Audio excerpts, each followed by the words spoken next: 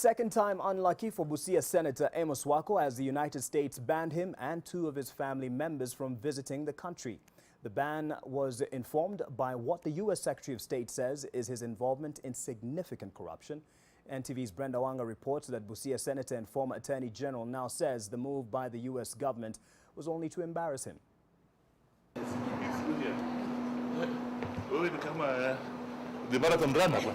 For the second time, Kenya's longest-serving post-independent Attorney General has been banned from setting foot in the USA.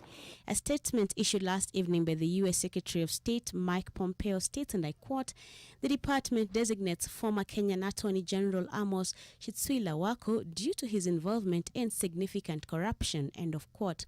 The U.S. can ban someone from accessing the country if the Secretary of State has credible information that the official of a foreign government has been involved in significant corruption. That ban can be extended to immediate family members, and it has. Wako's ailing wife Flora Ngaira and his son are not allowed to either travel to the States or conduct business there with companies affiliated to America. But Amos Wako is walking down a road he is already familiar with. In October 2009, he was banned from traveling to the United States. It isn't clear if these incidents of significant corruption that have landed Wako on the chopping board took place during his 20-year tenure as the country's Attorney General or during his current stint as a politician. However, according to WikiLeaks cables, the lawyer turned politician had been under the state's gaze for the duration of his stint as the Attorney General. This is part of the results of our engagements with people, with foreign missions, together with all multi-agency teams in this country.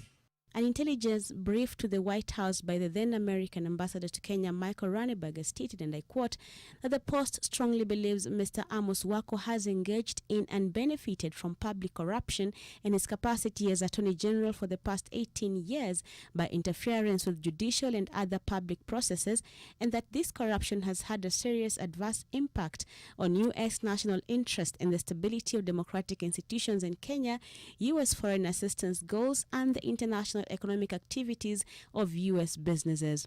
I'm moving into a land then.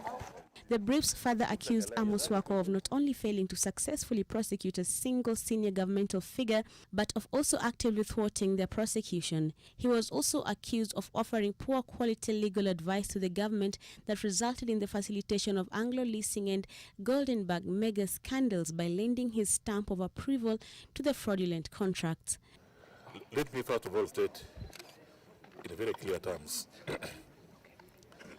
the Attorney General has not been involved whatsoever in the handing over of the Grand Regency to Central Bank of Kenya.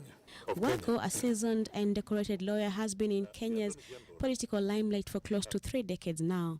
He moved from private practice in 1991 to take up the office of the Attorney General under former President Moi's tenure. His appointment to the critical position riding on the back of his then impeccable international human rights record, but his critics argue that he did little to enhance the fight for human rights in the country then. His suaveness, often masked by his friendly demeanor, saw him survive Moi's presidency and move on to serve under Kibaki. It was during this time the prosecution of the Goldenberg case started. It will preoccupy his time in office. In 2011, he left the state law office and plunged into the world of politics, getting the Busia Senate seat on his first attempt. His acumen in law and politics earned him a spot on the Building Bridges team. This travel ban, however, means that he can only access the United States on the invitation of the United Nations, and even then, his movements will be restricted. The U.S. says the move is necessary and is part of their intention to stand with all Kenyans as they strive to curb and punish corruption in Kenya. Brenda Wanga, NTV.